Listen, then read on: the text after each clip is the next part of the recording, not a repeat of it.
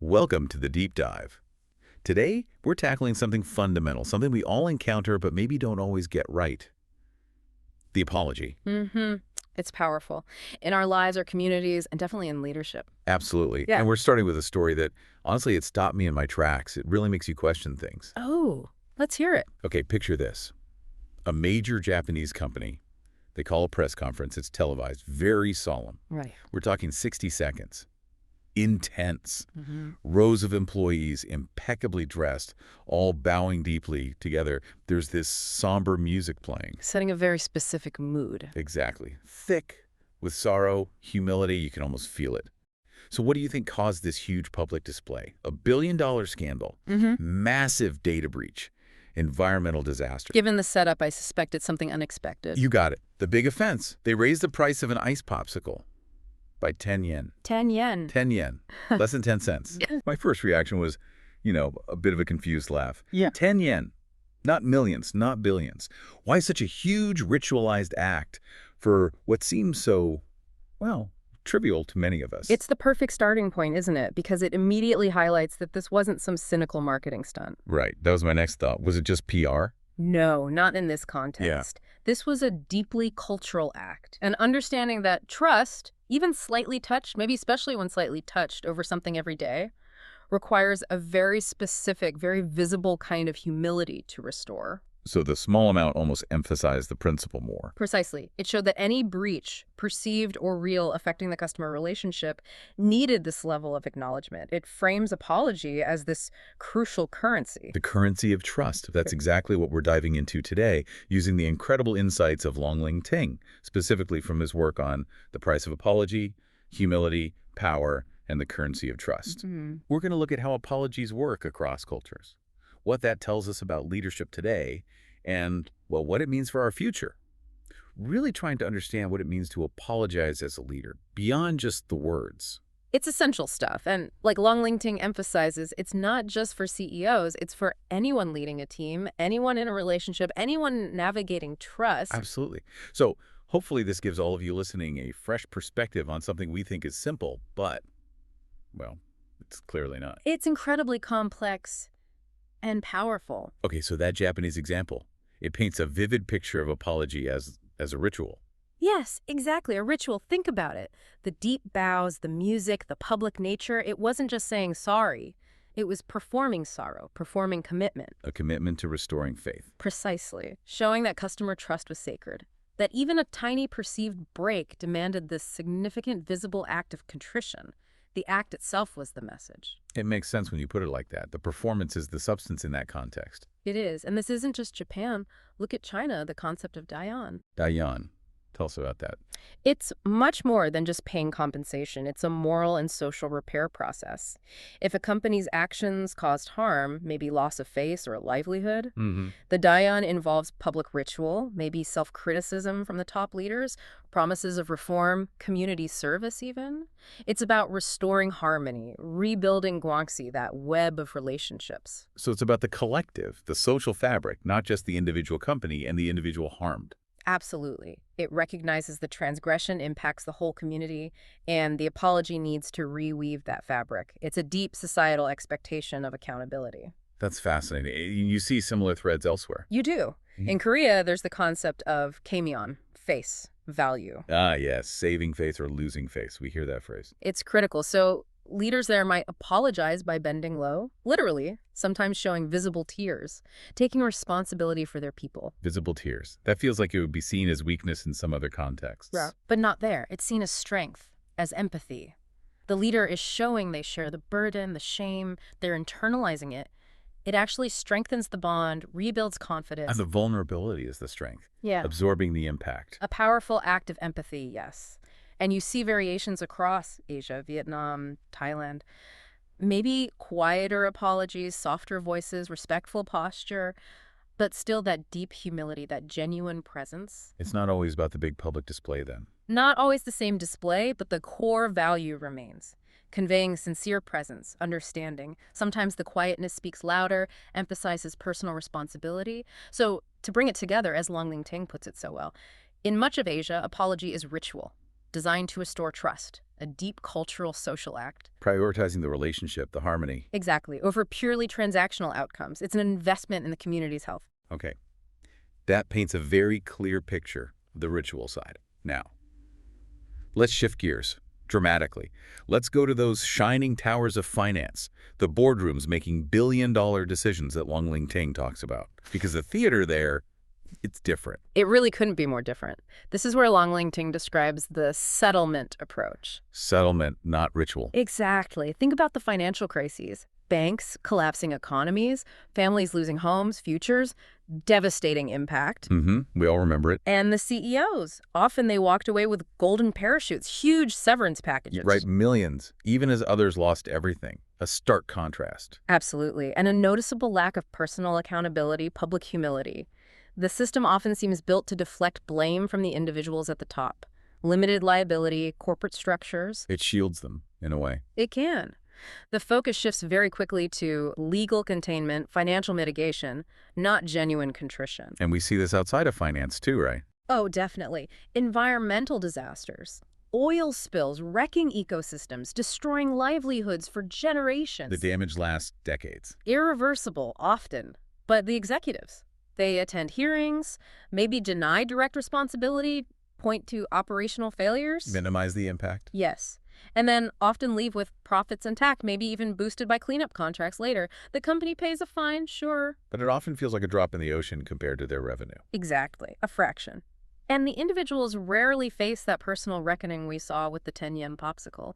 PR firms, lawyers, they shape the narrative.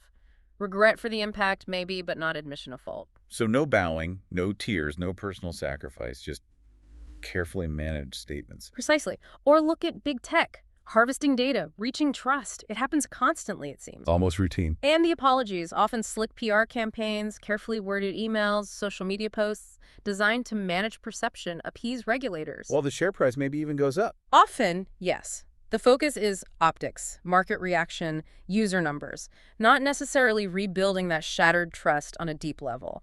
It's often framed as system failures, unforeseen issues. Not leadership responsibility. Rarely foregrounded in the same way, which is why Lóng Tíng calls it the theater of settlement, not the ritual of apology. His words are quite pointed. No bow, no silence, no humility. That personal gesture is just missing. Completely. It's about containment, risk mitigation, shareholder confidence. And that, fine, the settlement cost, it gets treated like just another business expense. Numbers neatly tucked into a spreadsheet, as Lóng Tíng says, the cost of doing business. calculated risk, a line item. Exactly. You get the handshake with the lawyers, the smile for the press conference, maybe deflect a few questions, and then life goes on. The moral weight is replaced by a financial calculation. The system almost encourages it. In many ways, it does. So the core distinction, as Lóng Tíng puts it, in much of Asia, apology is ritual. In the West, apology is transaction. One restores trust, the other buys time. Buys time, manages liability, doesn't necessarily heal the deeper wound. It can even erode trust further in the long run. A temporary truce, not a lasting peace. What a difference. Yeah. But importantly, you mentioned Lóng Tíng is clear. This isn't just East versus West bashing. Absolutely not. That's a crucial point he makes. It's not about romanticizing one culture or condemning another. It's about leadership itself. Yes. The fundamental question he poses is, what does it mean to apologize as a leader?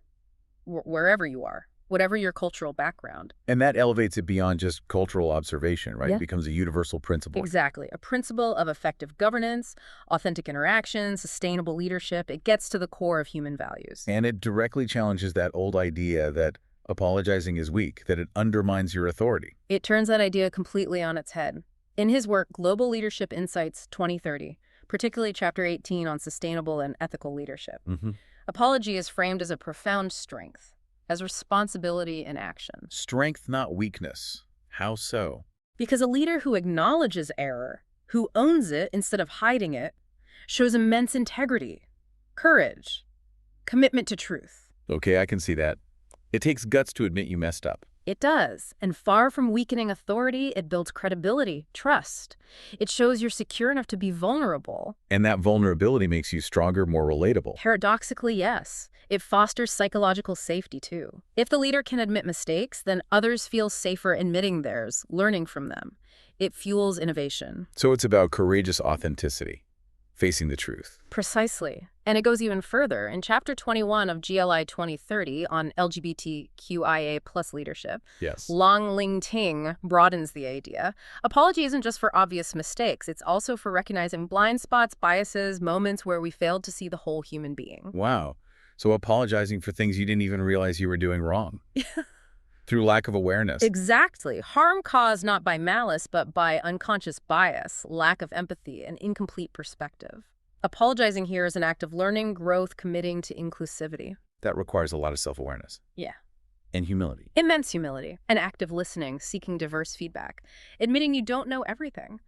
An apology might involve acknowledging systemic issues, committing to DEI initiatives, openly saying, I didn't understand this before. So apology becomes part of continuous improvement. Yeah. Being a lifelong learner as a leader. That's a great way to put it. And then there's the nonverbal. Lóng Tíng emphasizes sometimes words are not enough. Back to the gestures, the bow, the silence. Yes.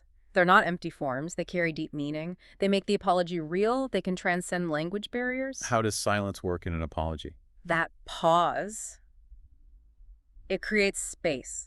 Space for empathy, for acknowledging the harm, for the reconciliation to actually begin. It shows respect for the other person's feelings. It shows you're present, willing to sit with the discomfort. Not just rush through the awkwardness. Exactly. It's the full presence communicating sincerity. Yeah. So if you connect all this, true global leadership needs this understanding. It's not just about the words or the money. It's about how you are in that moment. Yes. Your presence, your humility, your demonstrated commitment to the other person's dignity. That's leading with humanity, building trust through vulnerability. Okay, this brings us to the personal challenge. Let me turn this to you, the listener. How do you apologize? As a leader, as a colleague, as a person? This is where it gets really practical, isn't it? Lóng Tíng's questions are invitations for self-reflection. Like, do you just say, I'm sorry, and move on fast, tick the box? Or do you pause? Let the silence do its work. Let trust rebuild. The psychological impact is huge. A rushed apology can feel dismissive. Like their pain is an inconvenience. Exactly. That pause shows respect. Yeah. Shows you're present, willing to absorb the consequences. And what about why we're apologizing? Our real motive. That's another crucial question he raises. Is it genuinely heartfelt remorse? A real desire to mend things? Or is it just damage control? Reputation management? Protecting our own image. Right. What's the true internal drive? Because that shapes the authenticity. An insincere apology, even if it looks okay on the surface, actually erodes trust more over time. People can often sense it. Mm-hmm. And then there's the temptation to hide, isn't there? Behind policies or the organization. A very human instinct. He asks us to think about times we made a decision that hurt others, maybe unintentionally. Did we hide behind the rules, the contract, the corporate structure? Use it as a shield. Or did we stand present, humble, accountable, allowing ourselves to be seen in our fallibility? Hiding creates distance, cynicism. Standing present builds connection, shows character, prioritizes people. Okay, let's take this to those challenging hypothetical scenarios Lóng Tíng presents. They really push us. They do. They're meant to. What if you were that bank CEO who cost people their homes? Would you bow? Would you weep? Give up the bonus, the comfort, the pride? It's a profound question, especially in a culture often focused on individual success. The symbolic power would be immense. Transformative, maybe? Yeah. Could be. To see a leader take on that personal, emotional burden, offer not just money, but visible humility. It moves from an abstract corporation to a human being accepting fault. It could start real healing, restore some trust. Potentially, yes. Oh. It could signal a massive shift. Shareholders might initially resist, but the long-term impact on reputation, morale, public perception, it could redefine leadership. And the tech giant example. Head of a company that betrayed trust. Would you stand before those harmed, not just with lawyers and PR, but with your own humanity? Again, it highlights that tension. Moral imperative versus legal and PR strategy. Bringing your humanity means moving beyond scripted statements. Acknowledging the emotional toll, the fear, the anger. Yes, engaging with it genuinely. Prioritizing the human connection over minimizing liability. That's where leaders truly show their character. It takes deep empathy, emotional presence. And bringing it right down to our teams. In the workplace, if you mess up as a leader. What do? Apologize openly. Show humility. Or try to cover it up, pretend it didn't happen. Blame someone else. Those choices have immediate consequences for the team, don't they? Absolutely direct. No. On morale, psychological safety. Performance. A leader who apologizes openly creates safety, allows others to admit mistakes, learn, take risks, builds trust. Fosters collaboration. Exactly. The leader who covers up, That's it. cultivates fear, distrust, resentment, stifles transparency, innovation, undermines everything. It shapes the whole team culture. Profoundly, and this leads to a crucial point Lóng Tíng makes. Apology, in its deepest sense, isn't about money. It's about memory. Yes, the memory you leave in people, your team, customers, community, acts of humility or their absence, they get etched into collective memory. They shape perceptions of your integrity, your trustworthiness for years. It's about your legacy. Yeah. Not just the quarterly results. Beautifully put. That's the lasting impact. And building on that, Lóng Tíng offers this inspiring vision for future leadership. He writes that leadership won't just be measured by profits or performance anymore. But by presence. By presence. How leaders carry responsibility, whether they can look people in the eye and say, I am sorry, and I will do better. It's a fundamental reimagining, isn't it? Moving beyond metrics to engagement, accountability, humanity. Presence meaning being fully there, fully accountable. Yes. Willing to be seen, connect authentically, commit sincerely to making things right, moving out from behind the corporate veil, leading personally, transparently, with heart and integrity. And the picture he paints of that future, it's quite powerful. Corporations that destroy ecosystems, their leaders don't just write checks. No. They go bow on polluted shores, kneel with fishermen who lost livelihoods, sit in silence with children whose water is poisoned. The symbolic power of that, it's immense. It goes beyond compensation. It acknowledges dignity, recognizes the deep impact, transforms a transaction into reconciliation. It makes it personal, fosters real healing. Or the financial executives after a crisis. Yeah. Instead of celebrating bonuses. They stand in public squares and confess, "We failed you." Wow, that would be revolutionary. It speaks to collective healing, restoring societal trust. When power acknowledges failure authentically, it can repair the social contract. Accountability beyond legal minimums into moral obligation, rebuilding faith in institutions. So in this future, apology becomes sacred. Not a line item, but a sacred act of restoring dignity. That's how he puts it. Moving beyond economics to human needs, recognition, validation, respect. Recognizing harm impacts the spirit, the social fabric. Okay, I hear that and it sounds incredible, but also maybe a bit utopian. Far from where we are now. It can feel that way. It's a huge shift. Yeah. But Lóng Tíng's point is crucial. Every shift begins with imagination. Yeah. And every leader listening today has a choice. So it starts with us, with individual choices. Exactly. It might seem aspirational, but each leader, each person can choose. Small shifts, choosing humility over pride, presence over detachment, responsibility over damage control. And those small shifts add up. Cumulatively, yes. Across organizations, communities, we collectively start building that future. One sincere apology, one genuine connection at a time.